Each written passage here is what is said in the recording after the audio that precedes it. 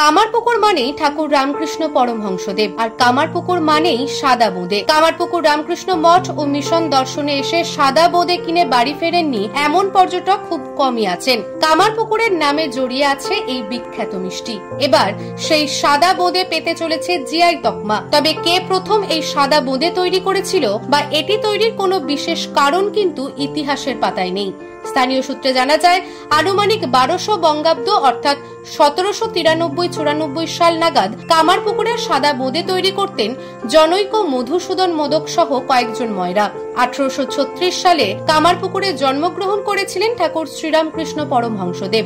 সেই সময় কামারপুকুরে মিষ্টির দোকান হাতে গোনা কয়েকটি ছিল। তবে এই সাদা বোঁদে রামকৃষ্ণদেব খেতে খুবই ভালোবাসতেন। তেমনি সারদা দেবীরও খুব পছন্দের ছিল এই মিষ্টি। ঠাকুর রামকৃষ্ণদেবের জন্মস্থান কামারপুকুরে সারা বছরই বহু পর্যটক ভিড় জমান। এ রাজ্যের পাশাপাশি ভিন রাজ্য এমনকি বিদেশ থেকেও পর্যটক আসেন। ধীরে ধীরে এই বোঁদে বিখ্যাত হয়ে ওঠে সারা বিশ্বের মানুষের কাছে। রামকৃষ্ণদেবের সান্নিধ্যে থাকা দেশে ও বিদেশের বিভিন্ন প্রান্ত থেকে আসা ভক্তদের কাছেও খুবই জনপ্রিয় হয়ে ওঠে। আগে কামারপুকুরের কামারপুর নামই থাকে না, সুবিলাল গোস্বামী ঠাকুরের জন্মের পর থেকেই নাম হয়েছে কামারপুকুর। তারপরেই আমাদের বোঁদে এই জন্যই বিখ্যাত, কামারপুকুরের বোঁদে বিখ্যাত এই জন্যই যে আমাদের এখানে বোঁদের রং কিছু দেওয়া হয় না, সাদা। আর বটবটি কলায়, বটবটি যে বিচি, কেউ বলে হনুমান কলায়, কেউ বলে বটবটি কলায়, কেউ বলে রম্বা কলায়, নানা রকম নাম। এই বটবটি কলাই থেকে বোঁদে তৈরি হয়।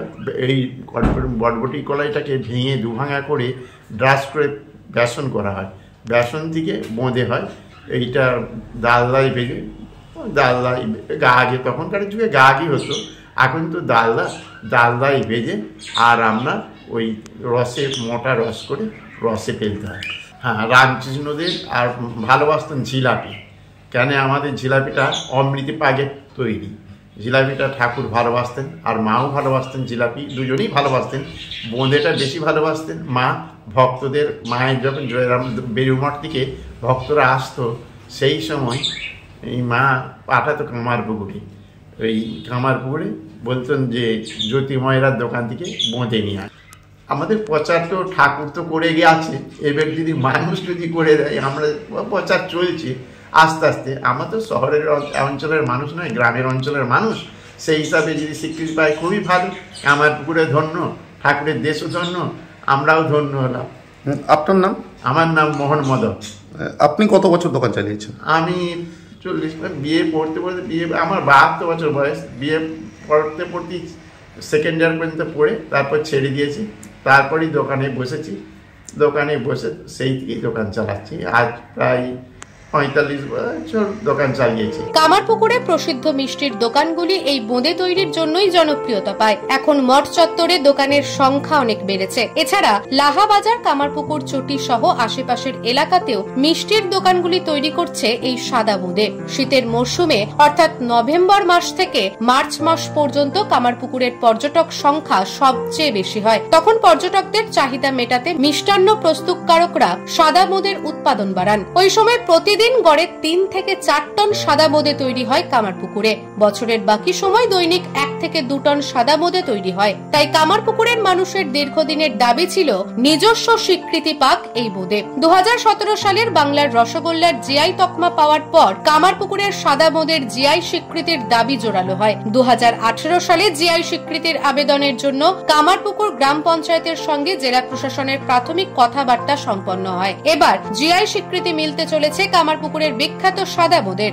কামারপুকুরের জিআই স্বীকৃতির জন্য আমরা অনেকদিন আগেই অ্যাপ্লাই করেছিলাম। আজ থেকে 2 বছর আগে থেকে আমাদের চেষ্টা চলছে এবং আমরা কলকাতা পর্যন্ত গিয়েছিলাম।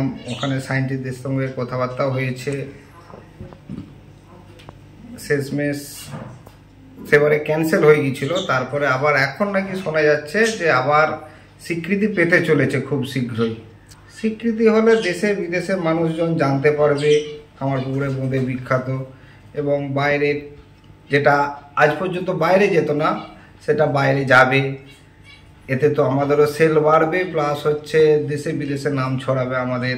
এবং আর কি বলবো, এটা তো আমাদের বংশ পরম্পরায় হয়ে আসছে। তাও মোটামুটি আমাকে নিয়ে 6-7 পুরুষ হবে এখন চলছে বর্তমান। নিউজ আজ বাংলা, গোঘাট। নিঃসন্তান হওয়ার কারণ স্বামী বা স্ত্রী যে কেউ হতে পারেন।